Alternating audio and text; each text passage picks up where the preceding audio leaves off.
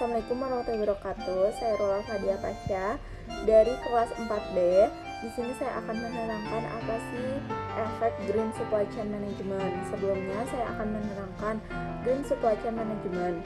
Green Supply Chain Management adalah pendekatan strategis yang mempertimbangkan praktik ramah lingkungan dalam semua tahap rantai pasok. Green Supply Chain Management bertujuan untuk mengurangi dampak negatif industri terhadap lingkungan. Selanjutnya ada definisi dan tujuan manajemen rantai pasok Green Supply Chain. Definisinya adalah pendekatan yang mengintegrasikan praktik berkelanjutan dan efisien energi dalam seluruh rantai pasok untuk mengurangi dampak negatif terhadap lingkungan. Lalu tujuannya adalah menciptakan rantai pasok yang berkelanjutan dengan mengurangi emisi gas rumah kaca, penggunaan sumber daya alam yang tidak terbarukan, dan limbah. Selanjutnya di sini ada langkah-langkah untuk menerapkan manajemen Green Supply Chain. Yang pertama ada pengukuran jejak karbon, menilai dan mengukur emisi gas rumah kaca yang disebabkan oleh rantai pasok. Yang kedua ada penilaian berkelanjutan, yaitu mengidentifikasi praktik berkelanjutan dan kinerja lingkungan selama. Lalu yang ketiga adalah kolaborasi dengan mitra, melakukan kerjasama dengan pemasok dan mitra bisnis untuk menerapkan praktik ramah lingkungan. Lalu di sini ada tantangan dan hambatan dalam menerapkan Green Supply Chain Management. Yang pertama, persaingan harga. Hambatan dalam mengintegrasikan praktik ramah lingkungan dapat meningkatkan biaya produksi dan menjadikan produk lebih mahal. Lalu yang kedua adalah keterbatasan sumber daya.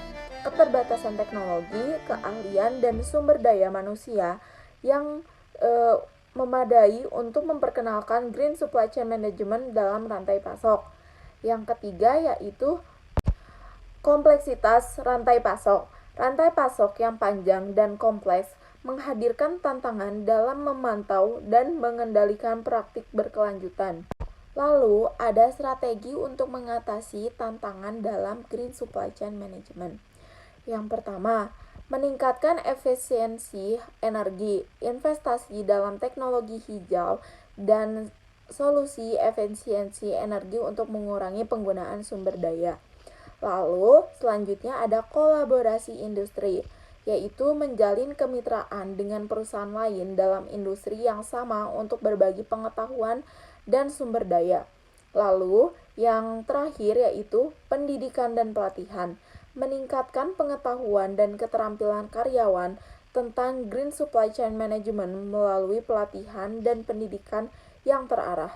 Nah, lalu di sini ada studi kasus tentang perusahaan yang berhasil menerapkan Green Supply Chain Management. Yang pertama, ada perusahaan A, yaitu industri panel surya. Memasang panel surya di pabrik mereka dan menggunakan bahan baku terbarukan untuk mengurangi jejak karbon. Lalu ada perusahaan B nih, industri turbin angin, menggunakan turbin angin untuk menghasilkan listrik yang ramah lingkungan dan meminimalkan penggunaan energi fosil. Lalu yang terakhir ada perusahaan C, pabrik daur ulang, yaitu pabrik daur ulang limbah elektronik dengan teknologi terbaru untuk mencegah pencemaran lingkungan. Selanjutnya di sini ada rekomendasi untuk implementasi dan pengembangan manajemen rantai pasok di masa depan. Yang pertama ada inovasi teknologi, yaitu mengembangkan dan menerapkan teknologi yang lebih ramah lingkungan untuk mengurangi dampak negatif industri terhadap lingkungan. Lalu yang kedua ada kolaborasi pemangku kepentingan, yaitu melibatkan semua pemangku kepentingan termasuk pemerintah, perusahaan, dan masyarakat dalam mengembangkan strategi Green Supply Chain Management. Dan yang terakhir ada pemantauan dan pelaporan, yaitu mengadopsi sistem pemantauan dan pelaporan yang transparan untuk memastikan kinerja lingkungan dan keberlanjutan. Sekian dari saya, Rola Fadia Pasha. Mohon maaf bila ada kesalahan. Wassalamualaikum warahmatullahi wabarakatuh.